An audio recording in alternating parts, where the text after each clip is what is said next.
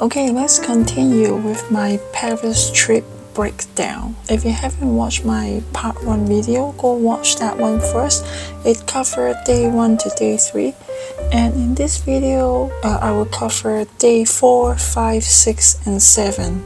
And day 8 is the day I depart. 4, 5, 6, 7. So 4 days today. In this video, I'll cover day 4. Day 4, I had some pasta in the morning. During this trip, I only had about 4 times in the restaurant. First, I went to the Opera House. I just walked there because, as I said, the city is very walkable. During the first 1 or 2 days, I took more transit because I didn't realize how close everything was. After that, I mainly walk. After that I mainly walk. So from my hotel, I'm going to put the map, maybe this side or that side. So I mainly walk. So I walked from my hotel to the Opera House, and so the admission fee is around 22 euros, I believe. And I also booked a device which has to tell you the stories and everything. I think the next time I would not need the device, especially the Louvre Museum as well. If I need the device, I would need triple the time to go through everything. The Opera House is not a huge one, but there's still so much things to see, so I do recommend you to go there, especially the ballroom. I'm going to show a lot of pictures here. The ballroom was super beautiful, and also they have the theater. I heard from Wikipedia, I searched the internet online, they're still using the theater, and when I visit there, the theater was closed, but they have a couple spots we can go inside and take a look of the theater itself. And also inside the opera room, especially the ceiling, the lights are very beautiful. It's like in a palace. Okay, after I finished the Opera House, then right in front of the Opera House, there's a big intersection, and there's the roads leading to different directions. So I took I call it the pyramids. Basically, there's a long main road all the way to the Louvre Museum, and in the middle there's a metro station called Pyramid. So I walk along that road, and there's so much to see. So I walk along that road until I reach the Louvre Museum, and then I changed direction to visit the church, which is this one here. I planned to visit 2 churches, but end up I only went 1. And on day 2, I went to Westfield Forum, and actually the church was right beside that mall. I did not know that at all. So I think I spent at least 2 hours in the church. Yes, I really love it. From the inside out, from the ceiling to all the designs. I don't even know how to explain, but being inside is actually very peaceful, and it's very quiet. A church like this big, I have never seen before. One of the best experiences that I had in Paris. Actually, I heard there are some churches, they require payment, a small fees, prior to entering, but this one is no charges, no fee at all. Then in the evening, I went back to Eiffel Tower. I took a different approach this time. So on day 1, I walked along the pedestrian path to the Eiffel Tower, but this time on day 4, I took the bridge called Hakim Bridge. And it is the lower level is for the vehicle. On the top, the above is for the train, for the metro. And there's a lot of people taking wedding photos as well, because you can see the Eiffel Towers from there. If you know that the Eiffel Tower, one side is like a park, and then the other side is the bridge. On the first day, the bridge was closed due to the need to remove the take away all the Olympic construction thing. On day 4, the bridge opened again. So that was a very good spot to take pictures, and actually a lot of people there. So I went to Eiffel Tower 2 times. So this is the day 4, and I end the day just like that. I stayed in Eiffel Tower until 10 or I think 10 p.m. or something. Now comes to day 5. Day 5 I went to, sorry for my pronunciation, Arc de Triomphe. Yes, what surprised me was, I remember when I exited the metro station, that structure, it's just difficult for me to say the name. That structure is actually right in front of the metro station. And that thing was huge, was humongous. A lot of people, they would take picture. It's actually like a roundabout, but a lot of people, they're in the roundabout in there, and a lot of people, they're like outer area. That is so good. That is so beautiful. So I went there morning and evening. I basically spent the entire day in that area because before I took the trip, I researched online daytime and nighttime. If there's like a huge difference, then I would go back at least one daytime and one evening time. So on day 5, I just stay there basically. There's no admission, anything. You're free to go in. But if you want to go to the top, you will need to pay a fee. I don't know how much because I did not go up. Okay. There's no crosswalk, so you will need to go around, or like either side. And there's a tunnel, so you go down the tunnel and then through there. However, when you reach like underground, and there will be a lineup, but that lineup is only for people who wants to go up and pay the fee. If you are just want to see that arc, okay, then you don't need to. You can ignore the line. You just walk up the stairs, okay. Don't line up for that. That's not necessary. But it's very confusing when you see the line, because the line is people basically lining up on the stairs, okay. But you don't need to. You just forget about the line. Just go up. Once you go up, the entire thing is right in front of you.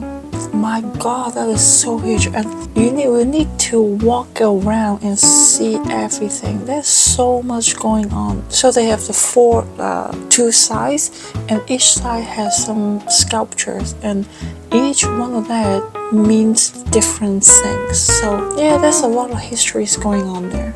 Of course, you are not going to miss the big Champs Elysees Avenue there. To me, it is not very special things, but it's still worth visiting at least once in a lifetime because it is so famous. If you ask me, I am okay because they are just like luxury shops, which I'm not buying any luxury things myself. And Paris is very densely packed city, and the shops here, usually the storefronts are so much bigger. So I think that makes that avenue special. When I was there, the LV hotel, the huge box shape, like a suitcase shaped hotel, still under construction. But there was very interesting one. I spotted that. There will be a lot of restaurants with patio on both sides, but I heard that a lot of restaurants, they overcharge or overpriced menu. So I did go to a block behind on both sides, and there are some small restaurants there too. So if you're there, then you can go check out some restaurant which is like not on the main strip, but maybe a block away from that. Find some hidden gems there. So I walk along the avenue, which is not super long. I arrived the Seine River again. Then I sat on a bench and I had some bread with me. So I went to feed the birds, like 30 birds there. So I was actually enjoying the moments there, like not stressing myself. Like around 4 p.m. or something, then I felt a little bit tired, so I went back to the hotel. I took the metro and went back to the hotel to rest for like 1.5 to 2 hours.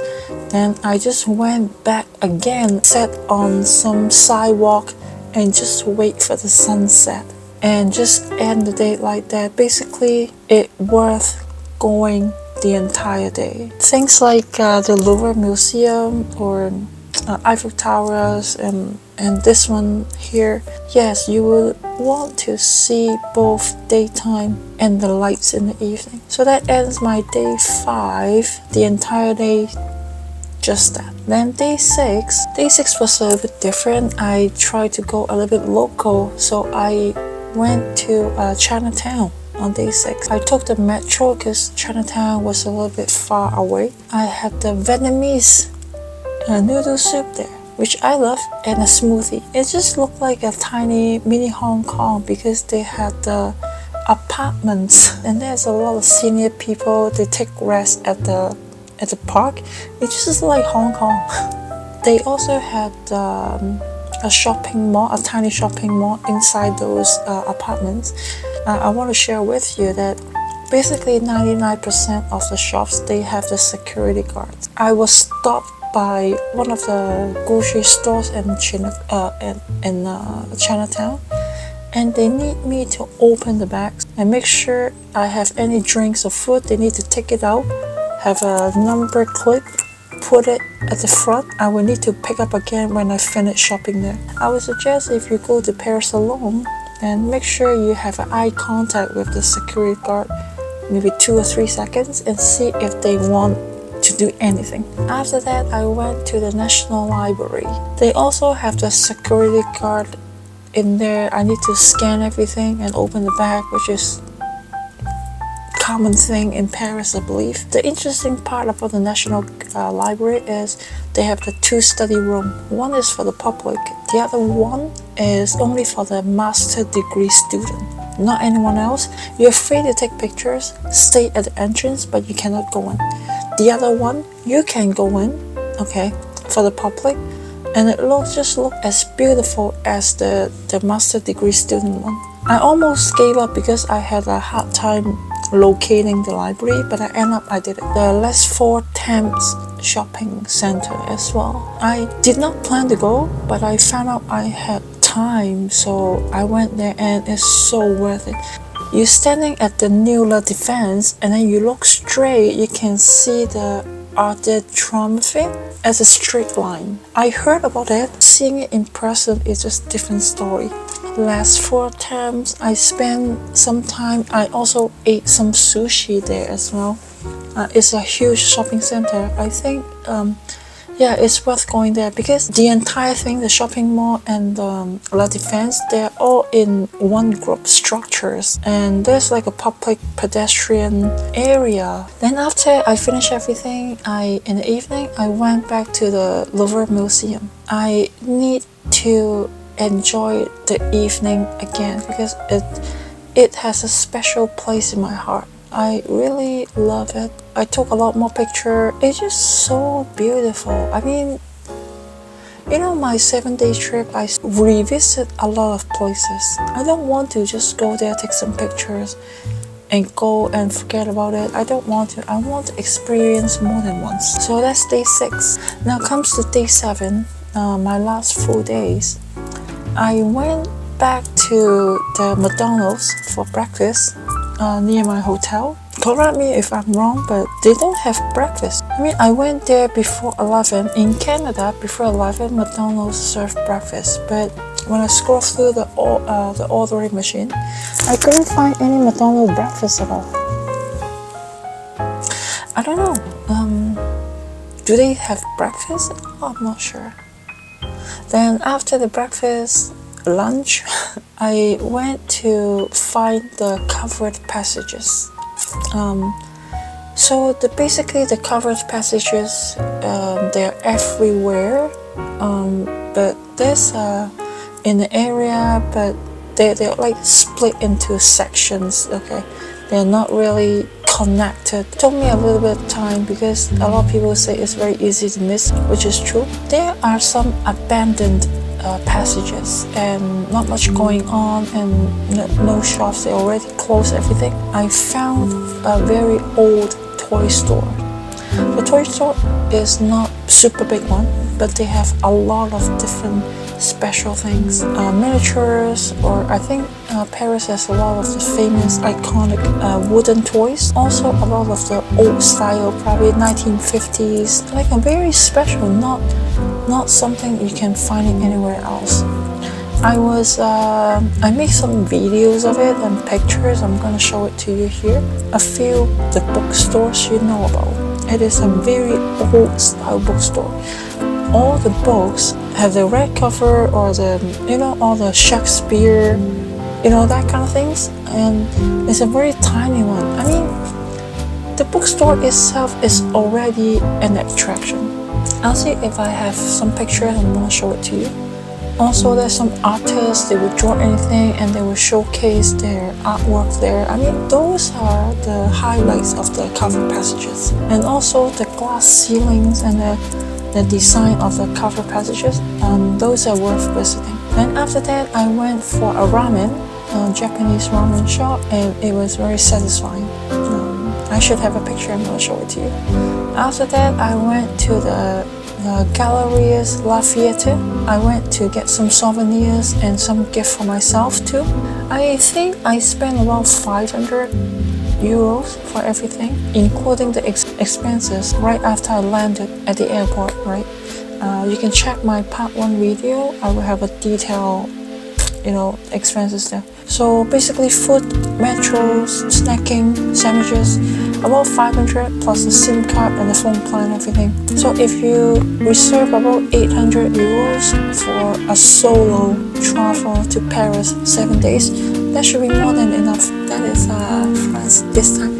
This one was when I was in London. I got this one too. So yeah, basically that's it. That is the entire trip of 7 days. I hope you enjoyed everything and how I explained to you. And I'll see when next time I'll be heading to somewhere exciting. So thank you so much. Part 2 all done. Have a good day.